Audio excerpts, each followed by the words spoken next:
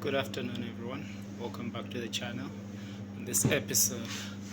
So, today I really would like to talk about something I think is quite profound, but it's quite also a kind of a forgotten act or a forgotten practice. We call it practicing the presence of God. Now, firstly, I would like us to really get into the understanding of what we're really doing. And the first thing we can do is understand what is God. Now, it's really impossible to define who God or what God is, because God is the absolute, the infinite, the nothingness of everything. Imagine that. So, such concepts our mind cannot really perceive, because mind does not have anything in this reality that it has experienced to point to. You see, so because the moment we point to something that we know, that we understand, then that can't be God, because it is limited. It is a finite thing, right? So what we can do though is we can depend on revelation. Now, revelation is on currently takes us step by step in understanding this grand, being, this grand reality or essence, right? But we can only go step by step, and that is what can help us, right? So I want to talk about practice in the presence of God. But first we understand what God is. So God, in my own reality, was revealed to me as the structure of all necessity. The structure of all necessity. That simply means what is necessary for what I need, or right, what I need to perceive this reality. That which is necessary for my perception of this reality, that is God, whatever it may be. And the truth is that what is necessary for my perception of this reality is consciousness. All right, and that gets deeper and more profound, but it starts with consciousness, and consciousness is really the idea of I am, right? Consciousness is the idea of the I am, and God defines himself even in the Bible that I am that I am. So that is God, right? So we're gonna start from there. So it is about practicing the I am that I am, practicing your I am, you practicing who you really are on a definite essence, or on a quintessential essence of who you are. Forget your name, right? Let's start. Forget your name.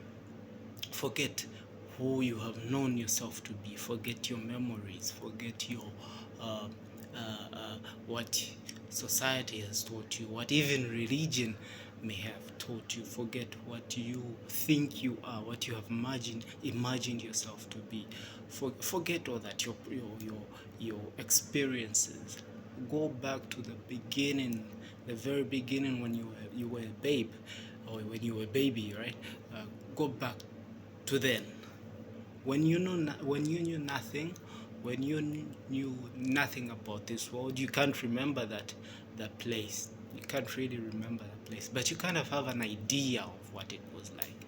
You had no experience, you had no memory, you had nothing. All you had was a blank poo, and all of a sudden you were here. Your last memory of the time when you were a kid, what was that? What was the last memory? What's the last memory you remember as a child? I want you to go back further from that, right? You'll find that you remember really, your mind will really be blank. That is where the I am starts. That is where the consciousness begins, right? That's where you want to go, because that is where God is.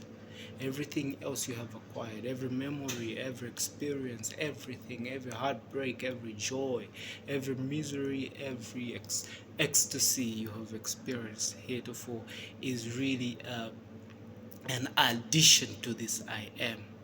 Right? We might say, well, my name is Joshua. I am Joshua.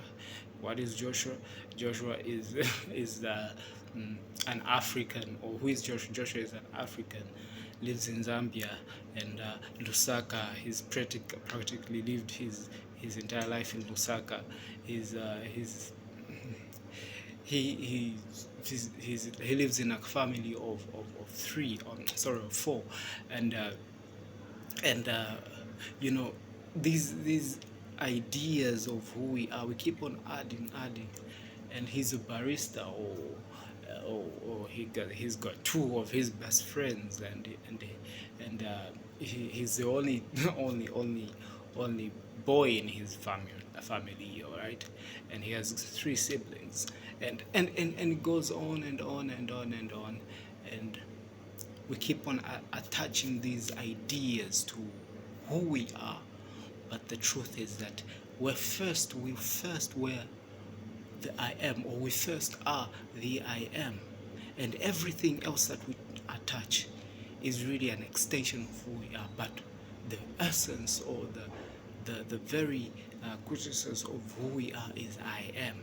And when you begin to practice that essence of who you are, you become more aware of your birthright, you become more aware of your prerogative as the son of God, as the daughter of God.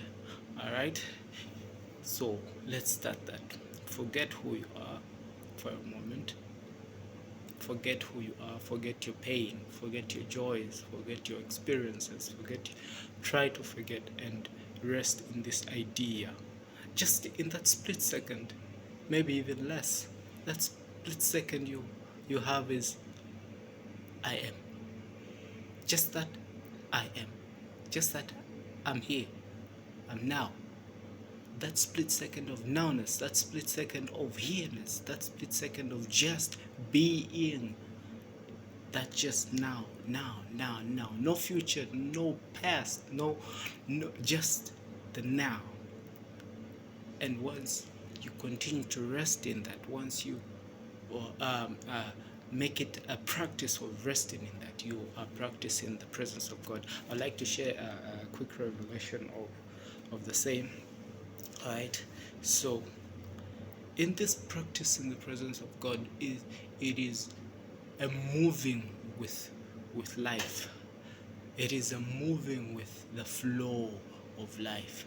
You release control, you release all burdens, you release all joys, you release everything, you release control, and just move with life, just like every other being or created thing, just like every creature is just moving with life, right?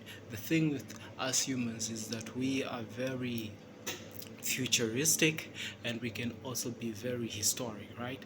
We're constantly thinking about the future, what's going to happen now, making plans, what am I going to do about some issue, or what am I going to do about that, or something we might have done in the past, or something that might have happened to us in the past. We're constantly thinking about those things and engrossing ourselves in those things, but we're never really in the now, in the very moment of who we are. We're always focusing. My point is that we're always focusing on these extensions of ourselves, and we do not rest in that middle place, that center of who we are. We're always focusing in the future, the Joshua who will happen, or what will happen to the Joshua next, or what happened to Joshua before. We're never really focused on the here, on the center, on the here I am, on that being that is nameless, that is changeless, that is ever there, always constant. Even in death, that being will rest.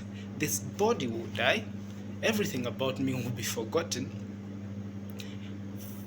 I don't know how long this world will be, but in a few years I will be no more, right? And I will go back to where I started, the beginning of who I really am. All right, think of me as there's this analogy I once had, right? You see how the dolphin, yeah, the dolphin is usually swimming in the water, right, and it's submerged, and just for a split second it surfaces, it goes to the surface, and then again goes back into the water. And that to me is a kind of a depiction of this reality, or kind of a depiction of our lives. For a moment we're here, and before we know it, we're back into the infinite ocean of life. We're back into the infinite reality of who we are. For a moment we're that dolphin, right? And we're still underwater. We're still in this infiniteness, this ubiquitous energy, this ubiquitous reality we call God. And for a moment, boom, we're here in this reality, whatever, however long our life is, and then we go back into that state of who we are. That is what we are. That is our life. We came from a place of infinite essence. We came from a place of life. We came from life, and for a moment we experienced this reality of life. We experience this version of life. Remember, life is not death, or death and life are not two separate entities, so to say. Before I read what I wanted to show you before, let me show you something quite profound, quite profound. Let me just try to find it here. Okay, so this was a definition of life that came to me. It says, life is the infinite force. Life is the infinite force that governs all. Imagine that. Life is the infinite force that governs all. Talk to someone, ask them, what is life? They won't know that. They'll give you a limited version of life maybe, but it's not really, it doesn't really satisfy you. I find this satisfying me, and maybe you have some other more profound revelation or idea of what you think life is, and maybe just put it in the comments. But I found this quite liberating. Life is the infinite force that governs all. Life is taking charge of everything that's happening.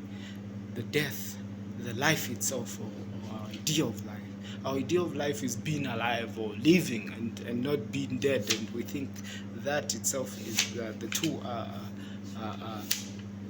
not the same, but they're quite the same. There's another revelation I received. I'm trying to find it. Just a moment. So in understanding that life is the infinite force that governs all, there is this thing that comes to mind. It's another revelation I got. Death is not the antithesis of life, but a fraction thereof. Right? It's just a fraction of it. So in death we do not fear, because it's just a fraction of life. Because what is life? Life is the infinite force that governs all. So in this understanding, we practice the I am, practice the presence of God. So once you understand that death being a fraction of life, it brings me to this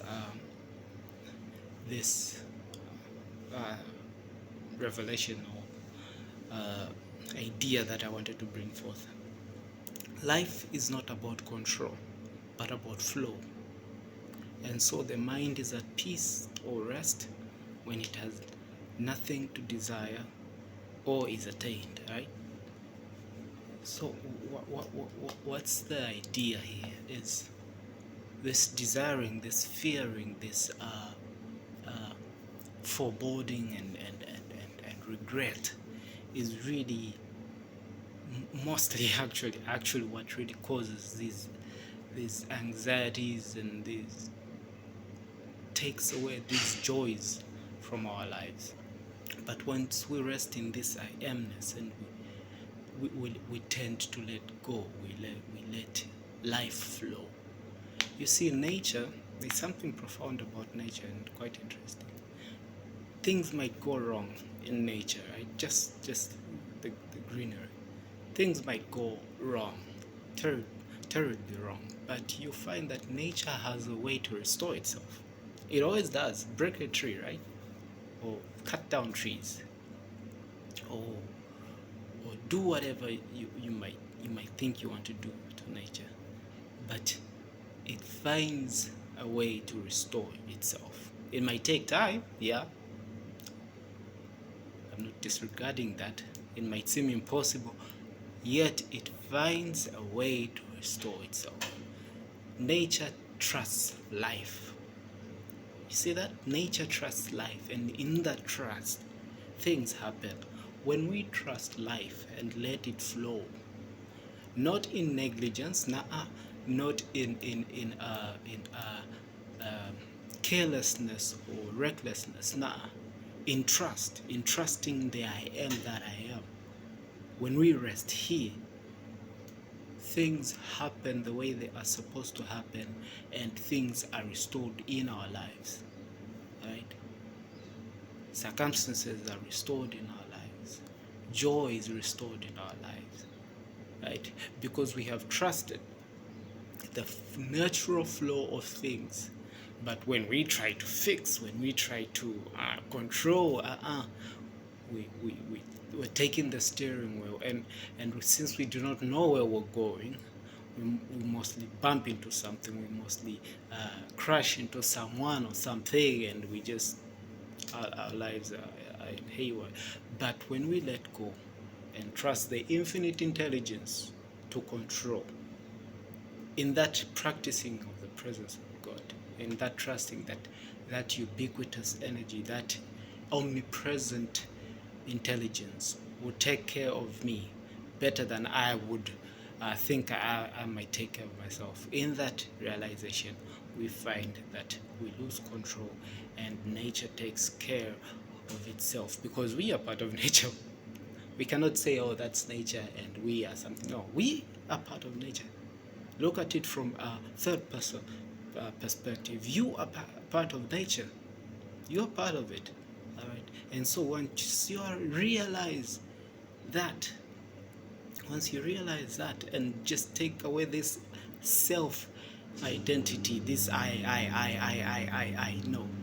Once you take away that that selfish part of yourself, and realize that you're part of a grand scheme, you're part of a grand plan, and see yourself from a third person point of view, you find that you see the bigger picture, and you flow with life, you flow with the presence of God. And so that is what I wanted to bring to you. Please don't forget to like, subscribe, even share. I'll be putting in more of these ideas and revelations. Follow the channel, and thank you. See you next time.